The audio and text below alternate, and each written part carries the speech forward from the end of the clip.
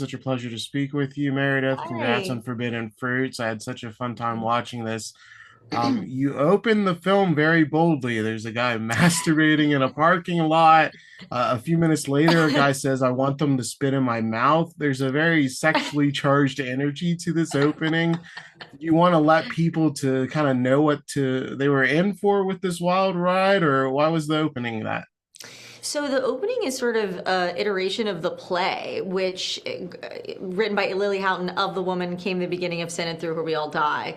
And if I'm remembering it correctly, because it's gone through so many iterations, is like this happens to someone on a subway, And then when we moved the play, we sort of set it in Dallas. I was like, well, what's the Dallas version of this? It's like people in their cars, and it's hilarious to me that it would be like a dad in like a polo shirt and khakis.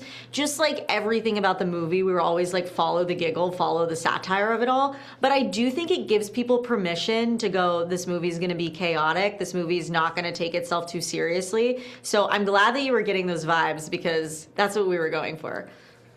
Yeah, I knew I was in for a movie my speed when it started with that, and I love that this took place in a mall because people don't know this now, but malls really were their own ecosystems, and it's sad to see them die out over time. But can you discuss the importance of setting this in a mall and why that was key to the story? Because I thought it was really fun to have one location, but for it to be so varied. Yeah, I mean, I think, again, paying homage to the play, which is sort of one setting in the store, I was like, let's move it to a mall. The play was set in New York. I was like, Lily, how do you feel about moving it to Dallas? I'm from Dallas, and the mall is based on a mall that will not be named that is like still cool. And it's beautiful. It's built in the 60s. It has like natural light, has everything from like Neiman Marcus to like, H&M. And you go at Christmas and there's still, cars lined up trying to get parking spots. And to me, it's like there is an ecosystem. And I think that this movie is very much about power dynamics and also women trying to build a garden in a literal capitalist structure, like not to be like overtly political about it, but to be like honest about how these girls working at a store where they are all trying to make money informs their relationship.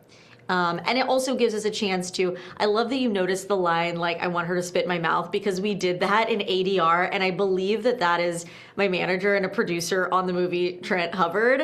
And I was like, we need more chattering about them. So he's going to be happy that, that you noticed that. Oh, you can't ignore that for sure. I was really impressed that this was your feature-length debut because the film has such a defined style to it. Can you speak to finding that confidence to really just have a style down for your debut? I think I surrounded myself with people that had done this before and people that were very inspiring to me because I've made a bunch of shorts, but a feature is a different ball game. As you've said, our DP Kareem Hussein is spectacular. I was a huge fan of his films that he shot for Brandon Cronenberg, Possessor and Infinity Pool, and he goes for it. I was like, he is fearless. And he can really help me hone in on the style. He also owns like 5,000 Blu-rays. He is such a cinephile. So I could be like, the fig head split, we can't split a whole body, can we split a head? And he'd be like, oh, let's watch this movie from the 70s, Shogun Assassin. And then that, I was like, oh my God, he's an encyclopedia. Our costume designer, Sarah Millman, our production designer, Kiara Vernon, had done this before, had their own vision. And so I just was sort of shepherding it. And also the cast. These ladies are experienced in what they do, and they elevated and helped me do my job. This movie has a really fun ending and a mid-credit scene that teases a possible continuation. Do you actually have an idea for a sequel, or was that just kind of a fun way to bring the story full circle?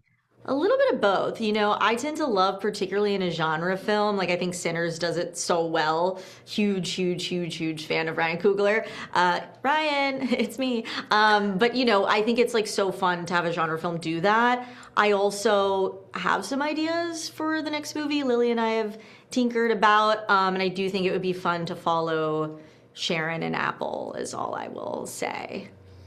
Yeah. Yes, I would love that as well. And not to go into too many spoilers, but there are some deaths later on in this movie that are just like balls to the wall disgusting? You really went for it there. How is it making that decision that like if people were gonna die, we're going all out and gonna go crazy with it? I mean, we got to keep body horror alive, you know. I watched Coppola's Bram Stoker's Dracula when I was 5. The Lost Boys like is my Bible, and I think that they do like gore and body horror in such a fun way that we can still laugh at it. And it's almost like the more you push it, the funnier it is. You know, like when we did a test screening, we did the. Oh, I didn't want to give it away. Oh, I almost gave it away. Let me just say some of the kills. People were laughing, and I was like, okay, I think that it's working, you know? So I really just wanted people to have a good time with them.